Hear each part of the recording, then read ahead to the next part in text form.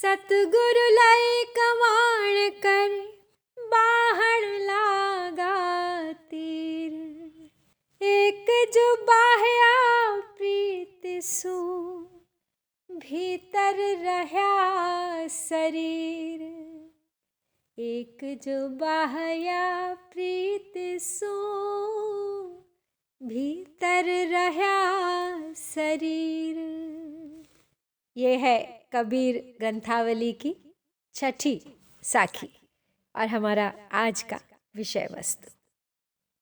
लेकिन पहले बात कबीरा की और फिर साखी की। यह सच है कि ऐतिहासिक अर्थ में निराकार निर्गुण ब्रह्म प्रेम को हम देख नहीं सकते, केवल चिंतन का ही विषय हो सकता है, यह महसूस किया जा सकता है।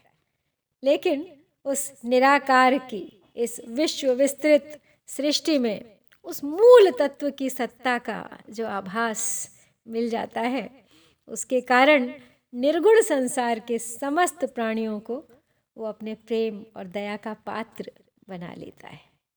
जबकि सगुण भक्त की बहुत कुछ भावुकता ठाकुर जी की मूर्ति के बनाव श्रृंगार और उनके भोग रोग के आडंबर में ही होती है।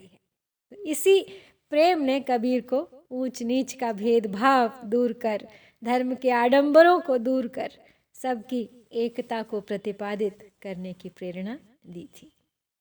जात पात का ही नहीं बल्कि धर्म अधर्म का भेद भी उन्हें बिल्कुल वास्तविक नहीं लगता था। कबीर का प्रेम मनुष्यों तक ही परिमित नहीं था।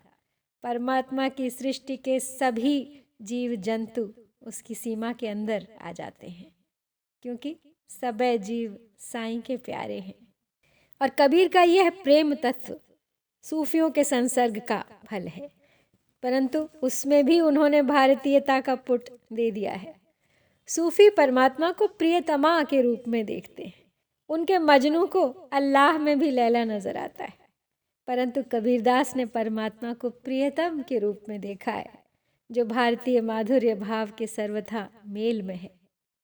इसी प्रकार निर्गुणवाद और सगुणवाद की एकेश्वरवाद से बाहरी समता रखने वाली बातों के सम्मिश्रण और उनके प्रेम तत्व के योग से कबीर की भक्ति का निर्माण हुआ। प्रतिमा पूजा के घोर विरोधी थे वे, जिस परमात्मा का कोई आकार नहीं, देश काल का जिसके लिए कोई आधार आवश्यक नहीं, उसकी मूर्ति कैसी? मूर्ति का सहारा लेकर उसकी प्राप्ति का प्रयत्न उन्हें वैसा ही लगता था जैसे झूठ के सहारे सच तक पहुंचने का प्रयत्न। लेकिन प्रेम का विशेष स्थान था उनकी रचनाओं में।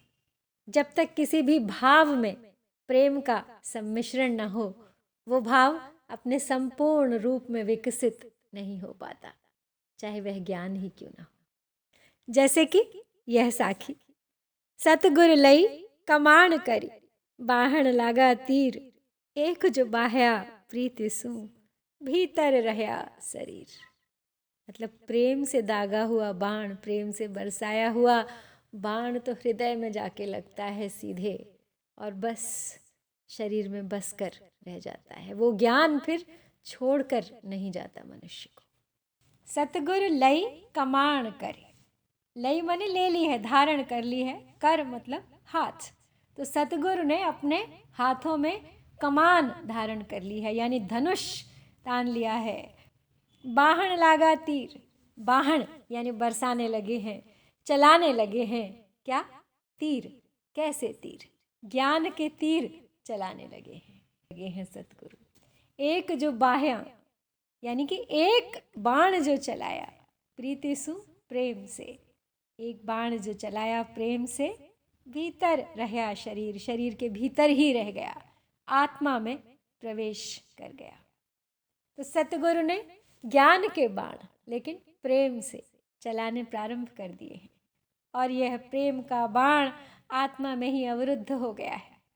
भाव है कि गुरु ने अपने उपदेश के माध्यम से शिष्य को ज्ञान दिया है, जो साधक के भीतर तक प्रवेश कर चुका है। गुरु के उपदेशों से शिष्य आंतरिक और बाह्य दोनों ही तरीके से, दोनों ही रूपों में घायल हो चुका है। सत्य का बोध हो गया है उसे।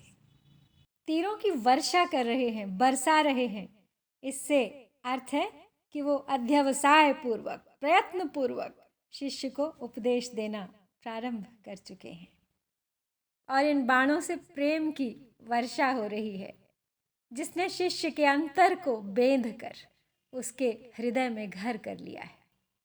हृदय तक बाणों को पहुंचने के लिए मध्य के समस्त अंधावरण बेधने पड़े हैं। जो भी अंधकार उसके हृदय का रहा है, उसे बेंध कर वो वहाँ पहुँचा है ज्ञान का दिया जलाने के लिए।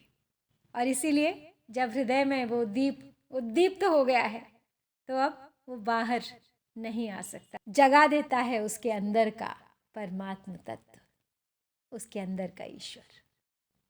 यहाँ पर एक तरह से कल्पना में है मदन कामदेव, जो प्रेम के बाण चलाया करते हैं और लोगों के हृदय को प्रेम से भर देते हैं।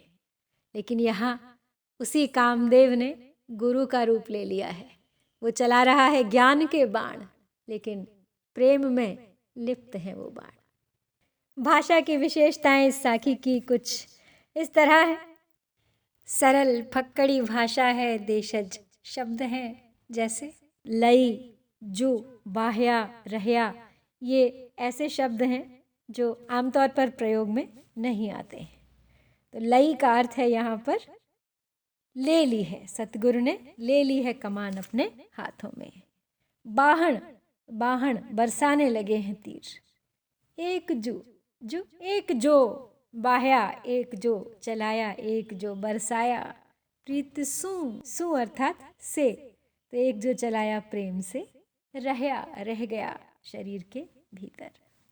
इस साखी में रूप का अतिशयोक्ति अलंकार बताया गया है, जो एक तरह से रूपक और अतिशयोक्ति का मिश्रण हुआ।